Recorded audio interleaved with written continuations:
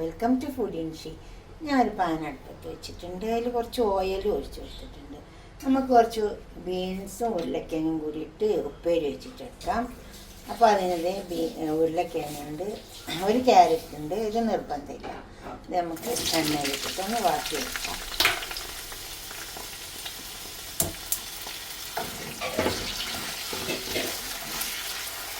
ആദ്യം എണ്ണ കഴിച്ച് നന്നായി വാടിയൊക്കെ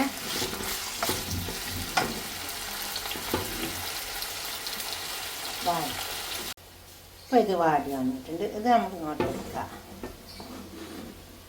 ഇത് നല്ല ടേസ്റ്റിൽ കഴിക്കാൻ വേണ്ടിയിട്ടാണ് ഞാൻ ഇങ്ങനെ ഉണ്ടാക്കുന്നത്. ആ ബീൻസും ഇതൊക്കെ പാടെ അങ്ങോട്ട് കൊടുത്താൽ മതി. ഇങ്ങനെ ഉണ്ടാക്കിയാൽ നല്ല ടേസ്റ്റ് ഉണ്ടാവും. അത്രേ ഉള്ളൂ.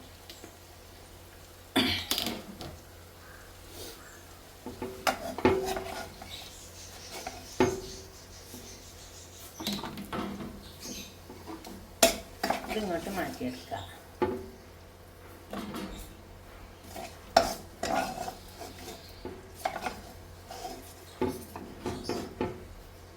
എന്നിട്ട് ഈ ഓയിൽ ചൂടായി വന്നാൽ നമുക്ക് കടുകിട്ട് പൊട്ടിച്ചെടുക്കാം.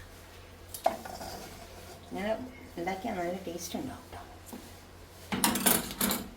ഇതിലേക്ക് നമുക്ക് കടുകിട്ട് കൊടുക്കാം. അപ്പോൾ ഓയിൽ ചൂടായി വന്നിട്ടുണ്ട്. നമുക്ക് അതിൽ കുറച്ച് കടുകിട്ട് കൊടുക്കാം. കടുക് നന്നായി പൊട്ടട്ടെ, നല്ലോണം പൊട്ടണം. കടുക് എല്ലാം ഫുള്ളും പൊട്ടി വന്നിട്ടുണ്ട്. നമ്മളിലേക്ക് കുറച്ച് ചെറിയ ഉള്ളി, 2 വെളുത്തുള്ളിയും കൂടി ചതച്ച് വെച്ചിട്ടുണ്ട്. ഇതൊന്ന് മിക്സ് വരണം. നന്നായി മിക്സ് വരട്ടെ.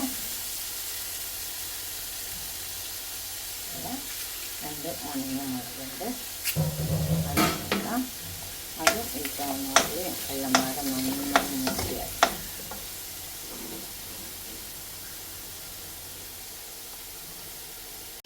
അപ്പോൾ ഇതൊക്കെ നന്നായി മൂത്ത് വന്ന് സവാളയെല്ലാം നല്ല പൊരിഞ്ഞ് വന്നിട്ടുണ്ട്.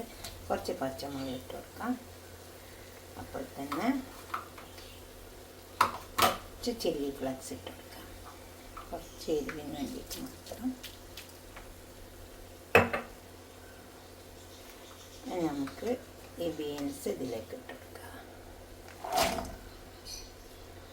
ഈ ബീൻസൊക്കെ നന്നായി ഇളക്കിയെടുക്കുക. ഉപ്പിട്ട് കൊടുക്കുക. അതുപോലെ നല്ലോണം ഇളക്കിയെടുത്തതിന് ശേഷം ഉരുളക്കിഴങ്ങ് ഇട്ട് കൊടുക്കുക. ഈ ബീൻസും ഈ മസാല ഒക്കെ പിടിപ്പിക്കാം. നമുക്ക് ഇളക്കിയിട്ട്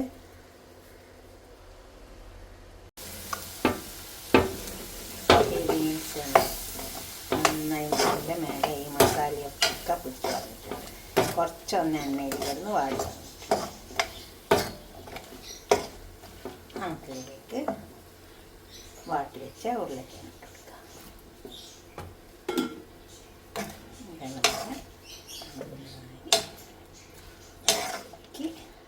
ചേർത്ത് യോജിപ്പിച്ചെടുക്കാം. അത് വെള്ളമൊന്നും ഒഴിക്കണ്ട. നന്നായി മൂടി കൊടുത്താൽ തന്നെ വെന്ത് വന്നോളൂ. നമ്മളൊക്കെ എണ്ണയിൽ വാട്ടിയെടുക്കാം. നല്ലോണം ഫുള്ളായിട്ട് മൂടി കൊടുത്താൽ മതി. അപ്പോൾ ഇത് നന്നായി വെന്ത് വരും. ക്ലോസ് ചെയ്ത് കൊടുക്കാം. അപ്പോൾ ഇതൊക്കെ വെന്ത് വന്നു.